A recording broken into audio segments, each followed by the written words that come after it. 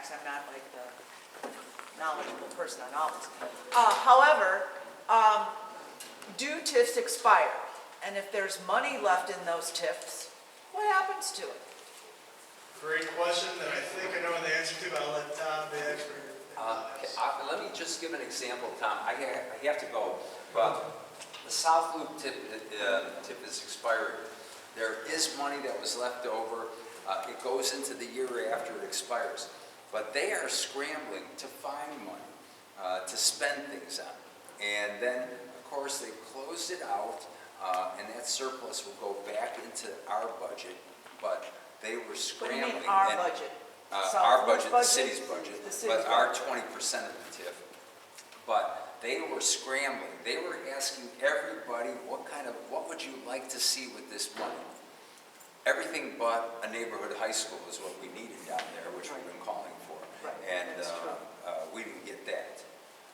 So the money, if there is money left, will be held over for another year, and then it goes back into the city budget. Is that what you're saying? A small portion. The It's 27%. your small portions, those are pretty big numbers for us people who are still making less than 3 figures. I'm sorry. Right. That's Right. a lot of money. But that's what happens to it. So it goes. So once it expires, it's the city takes it. South Loop TIF, it was a, Tom, how would you describe it? It went from 1,800 pins to 18,000 property tax people. So. Right, because South Loop grew rather quickly, just like the West Loop, and that's why we've got so much of this TIF money, because all of a sudden we are all here to give it away. That's also inconsistent with the message you're getting from Ron Emanuel. He said the dollars are all committed. Because if they were, they wouldn't be expiring and put them back into city pocket. I would think that the city wants them to expire. I think so that they can get that money, political so that they can still cry broke. There was a bunch that expired in one of the TIFs in 27, right?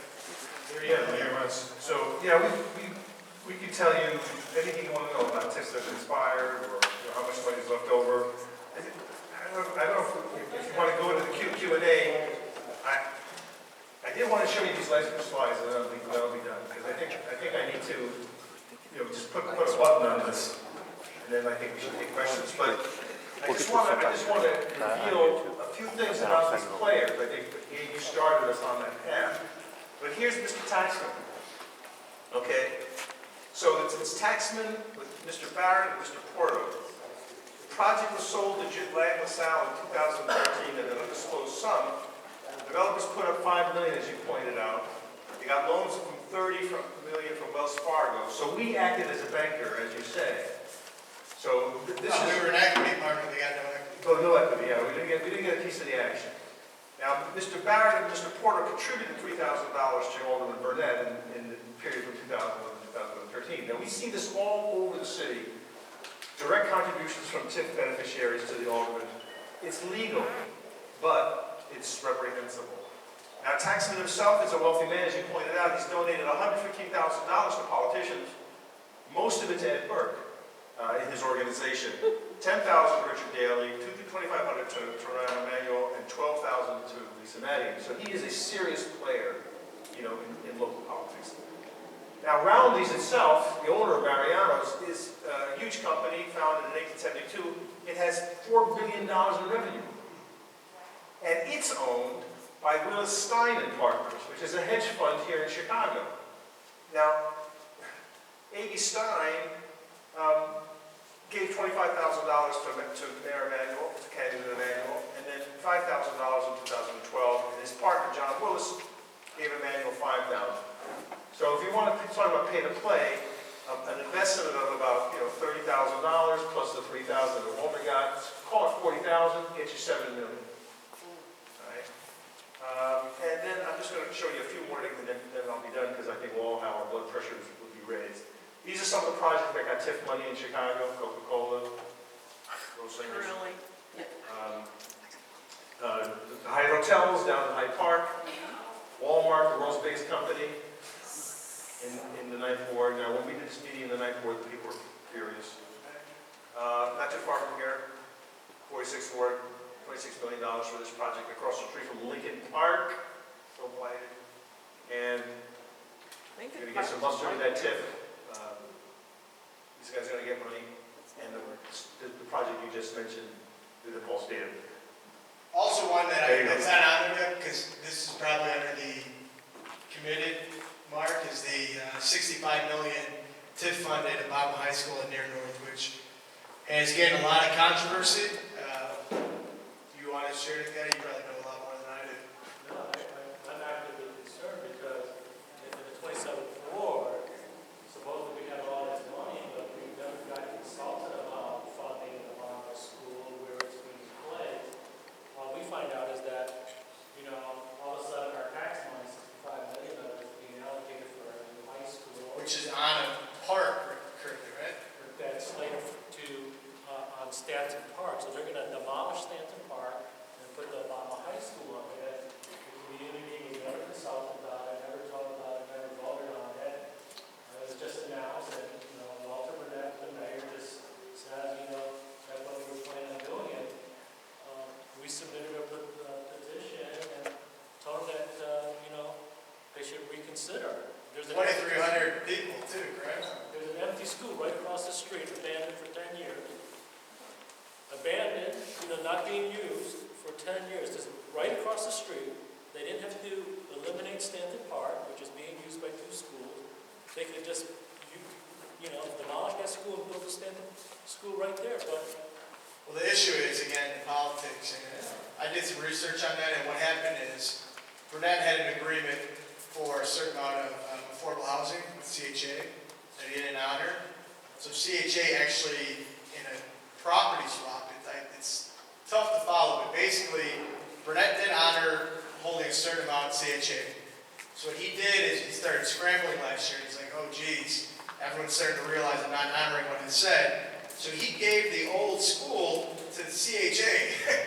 He basically just said, "Oh, take this. I'm sorry, I lied about everything else. Take this old abandoned school." It's like Don said, common sense. You have an abandoned school, put the new high school there. Keep the park space. We have very limited green space in the city. Let's preserve it. But again, Walter's scrambling because he's not honoring what he said he was going to do with the folks that depend on CHA. The stories and the examples are endless. It's beyond frustrating. Agreed, yeah. Which was just $17 million in TIF funds for the annex. The west side, there's no high school. The west side, there's no high school. But $65 million will go, again, there. I just want to add to what Gabe said. It is true. There was a lot of public land in the green area, including the CHA land. All that public land was never given back. So what happened is that Walter gave a lot of the public land to private developers that should have gone for mixed income housing. So whatever land is remaining, as Gabe pointed out, was what was left for mixed income housing, CHA, which isn't fair to the community and to the CHA residents too, because there was all this rich land all over. When I say rich, I mean sprawled out, that could have been allocated in different ways to create a richer community, and that's not what happened. If you take a look at and I've got more research on this than before you guys have done it, same developers, same zoning attorneys, same players, they do whatever they want. What I'm so confused about is that Walter doesn't even try to hide the paperclip. He sells public land to a developer and he'll openly take a contribution from him. You would think somebody that's acting a little shady would try to cover it up? Nah, not him. It's mind-boggling. Jim? One other, not thought, but some people I know have heard that he's been thrown out, say, who's throwing this out. They're saying it's because TIF dollars are tied up in Skinner School, that there's not TIF dollars that can be used to say, I think recently it was like the Children's Theater that can come up in some way. And so, I don't know, to me, I don't even know if that makes sense. Maybe I don't know about TIF, but this is potentially being used in the community to say, we can't do this because Skinner School's got all the TIF dollars. We're not allowed to use it on maybe on other public community type developments. It certainly doesn't sound right to me based on what I know, Tom. Well, ostensibly, TIF money that's collected in a TIF is to be used in that TIF. If the TIF is in between two wards, and one alderman is cagier than the other, or is tighter than the mayor, you may find your pot empty. So you may have a project in the ward that you might want to see funded, and you might think it's a TIF would be applicable, but if this TIF goes to somebody else's ward, and they grab that money before you, it could be gone. That's one thing. But putting that aside, the one thing has nothing to do with it. You could spend $1 billion in TIF money